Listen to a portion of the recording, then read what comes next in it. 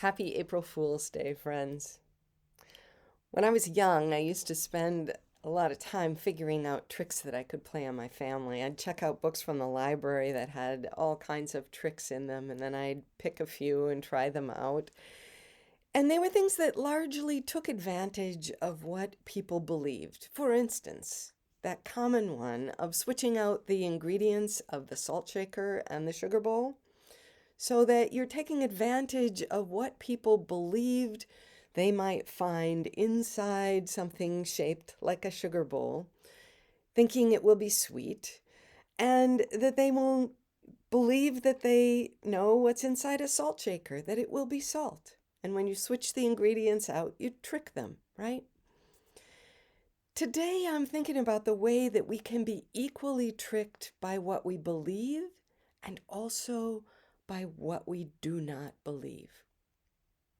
One of my favorite Universalists from history, P.T. Barnum, who lived in the 1800s, was a master at this concept.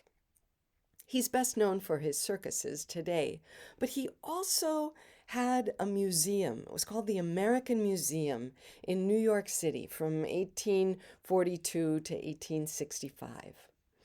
At the time, it was called the most entertainment to be had in New York City for 25 cents. And in this museum, he showcased everything from art collections and morality plays to human oddities, preserved natural wonders, and even a giant tank in the basement of the museum that was home to several beluga whales and hippopotamuses. There was one anonymous writer at the time who wrote into the Nation magazine saying that the museum offered nothing more than unscientific exhibitions, disreputable patrons, and profit-driven flakery. Barnum was not fazed by this criticism because he had millions of people flocking to his museum to see this mix of education and entertainment. He knew how to publicize it, telling just enough of the story of the exhibits to pique the public's interest in it. And then when they came to the museum, the exhibits themselves would often redirect the question of truth right back to the eye of the beholder. Each person would be asked to name, what is this I'm seeing here? Is it a mermaid or a new species of fish? Is it true or is it contrived? Because some of the wonders in the museum were authentic and others were not. The museum had this devious ability to make fools of people, not only for their excessive gullibility, but also for excessive skepticism. If you didn't believe at least some of what you saw, just because you could not explain it, you would be made a fool, or in other words, deceived by your own skepticism.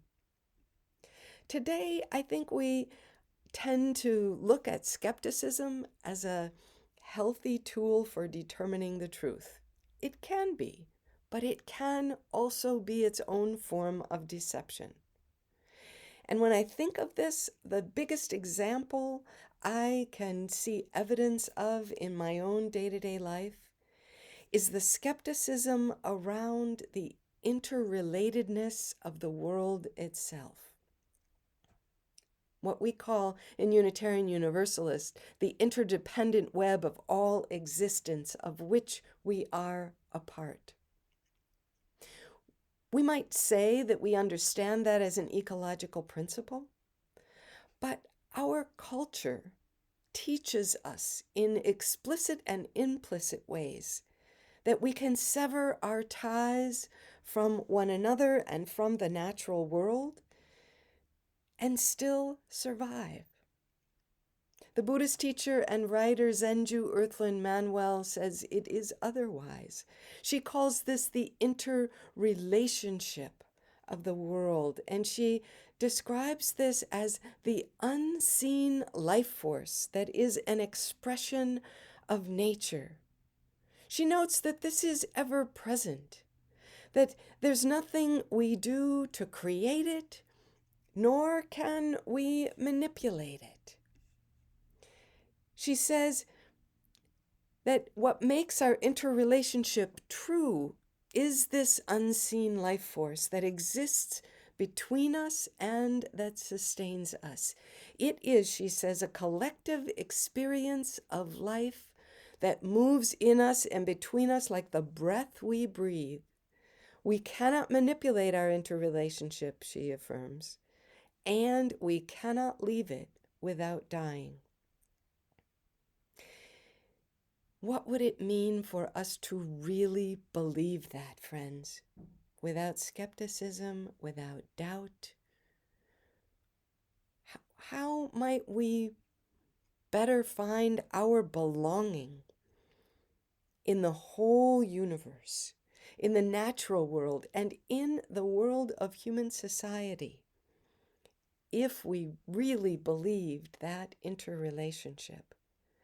And if we did, if we believed that, and if we lived as if we believed that, would the oppression that we currently experience even be possible? Could we sever our connection to other people and other beings long enough to make that oppression possible? On this April Fool's Day, I invite you to ask yourself, how and where might you have been tricked by your own skepticism and doubt? And what might it mean for you to really believe and lean into and give yourself to and receive from the interrelationship of the world?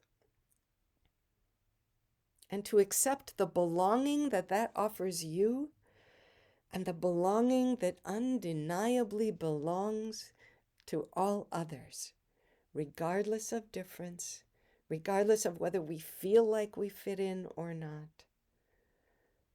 What might it mean for us to really believe that as truth and to live it out day to day? On this day, friends, take good care. Be steady, be strong, be open to the truth of the universe and the belonging that it offers every one of us.